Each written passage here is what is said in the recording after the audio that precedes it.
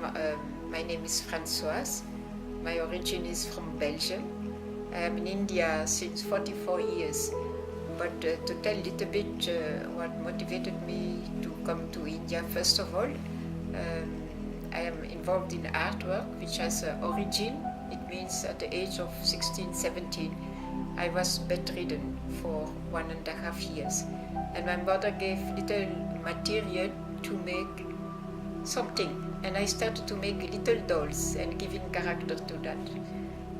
Like a musician, somebody playing football, reading the newspaper, and things like that. So I had already made some little creatures, which were like a little craft. And it is years later when I came to India on a voluntary base as a nurse that I brought some leftover material. And I was working in the villages in South Tamil Nadu with a health team, very much involved in preventive health education. And that village life, the simplicity of village life really fascinated me.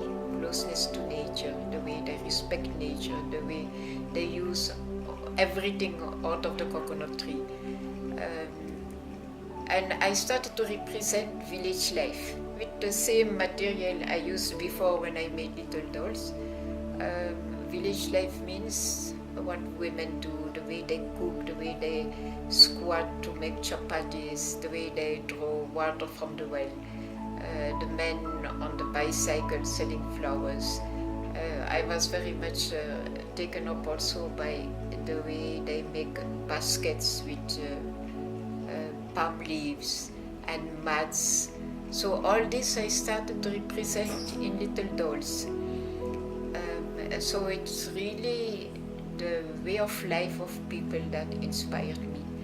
And then, so being involved in all these health issues, I also started to understand that there is also violence against women, child labor, sexual abuse of children, alcohol, the problem of alcoholism. So I started also to represent that in dolls as a way of resisting this kind of sad and self-destructive behaviors. And it continued. I was fascinated also by all the forms of arts, like playing the drum, the folk dance, the drawing, and so many things. I used to do all that at night, from 9 to about 2-3 in the morning, because in the daytime I was fully involved, and it was impossible for me to do something in the daytime. And also the concentration on what I am doing was very sharp, together with the kind of issue I was trying to represent in two dolls.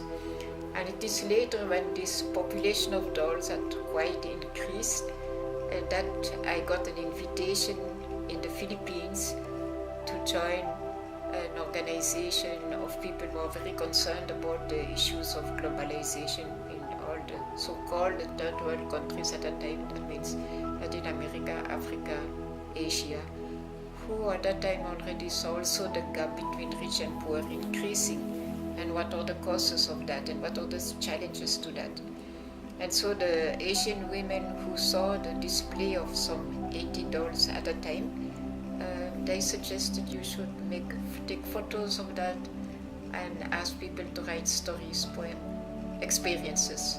And I took up the challenge, and the first publication came out in year 2000, which was released in Bangalore with also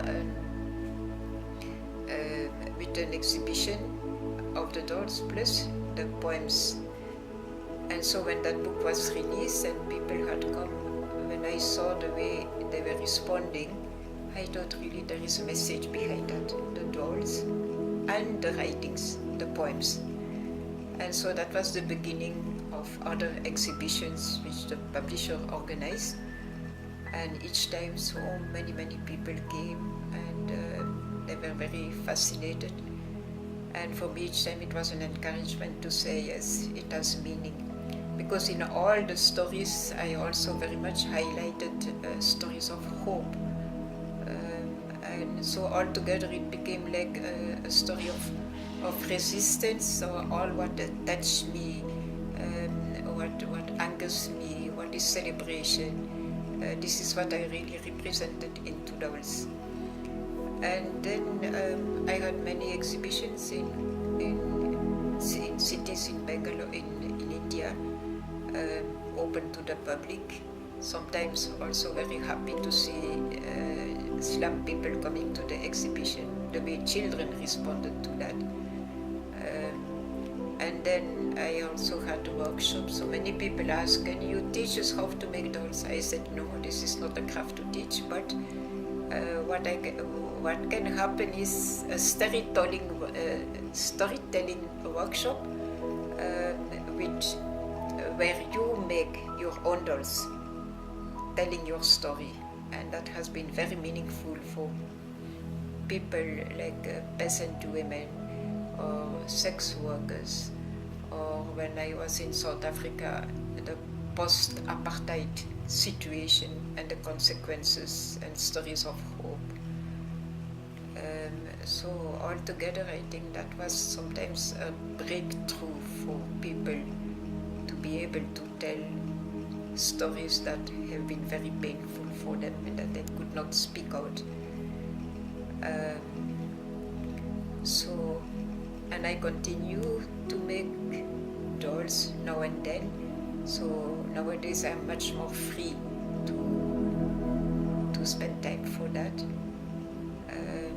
And many times these are small exhibitions also according to themes, like themes on children's rights, or violence and peace, or ecological issues, or gender issues. And so people look and let the dolls touch their heart.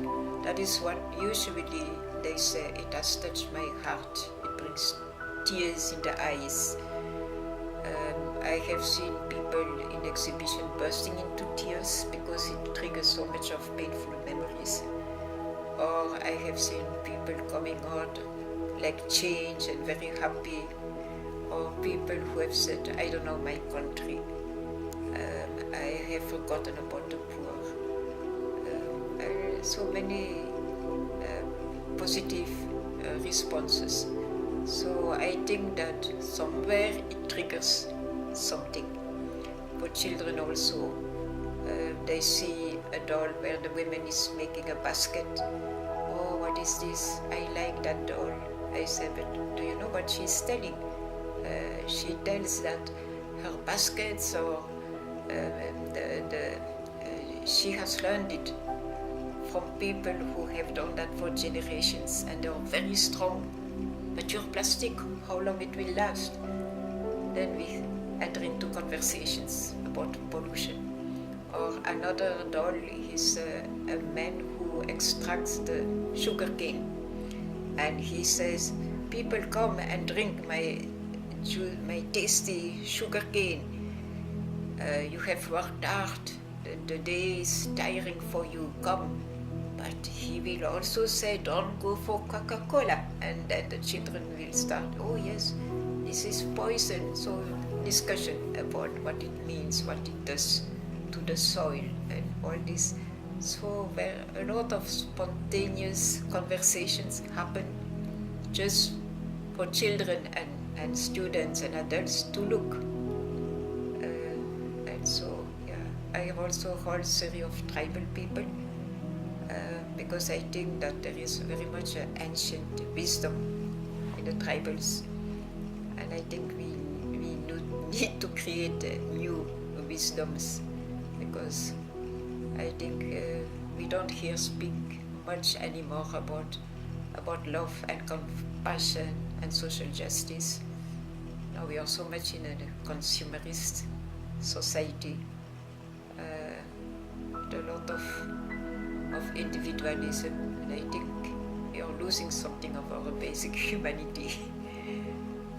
So I think on one side there are those who are enslaved,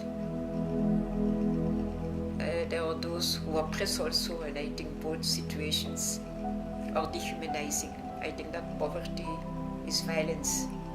And the whole story of the dolls is also an invitation to make our society more humane, to celebrate life. I think this is the right of every human being to have a decent and dignified life. Nobody should go hungry in this world. And the more we destroy our mother nature, the more we go hungry. And I think it's an invitation to take responsibility to what is happening, and also to care for the future generations, because we are from the earth, we return to the earth, but the earth doesn't belong to us now. So there is a message behind. And I like to say also that people like to look at the dolls, but I say, look, this is not only what I have done with some motivation and concerns behind, but it's also a contribution of all those who have written about it. And their voice is also heard, that we join together to work for a more humane society.